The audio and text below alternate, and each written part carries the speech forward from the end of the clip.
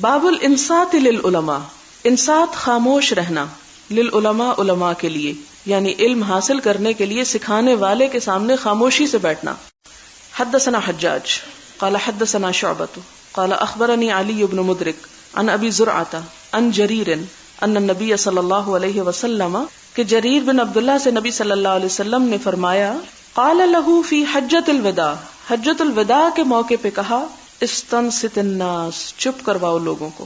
حجۃ الوداع کے موقع پر 1.25 لاکھ کا مجمع تھا، اور ان میں سے اکثریت ان کی تھی جو آپ کے زیر تربیت نہیں رہے تھے کبھی، کہ ان کو سب باتوں کا پتہ ہو کہ حضور صلی اللہ علیہ وسلم کا احترام کیا ہے.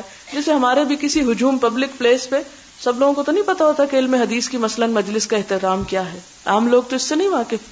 تو اسی طرح جو حجۃ الوداع میں لوگ آئے ان سب کو نہیں پتا تھا کہ آپ صلی اللہ علیہ وسلم کے سامنے کس طرح بیٹھنا ہے، تو آپ کو سکھانا پڑا.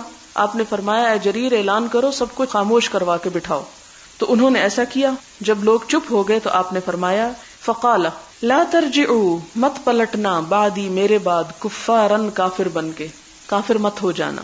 یضرب بعضکم، کہ مارے تم میں سے بعض، رقاب، گردنے، بعضن، بعض کی، یعنی ایک دوسرے کو قتل مت کرنا، یہ شیوہ کافری ہے، کافر نہ ہو جانا، یہ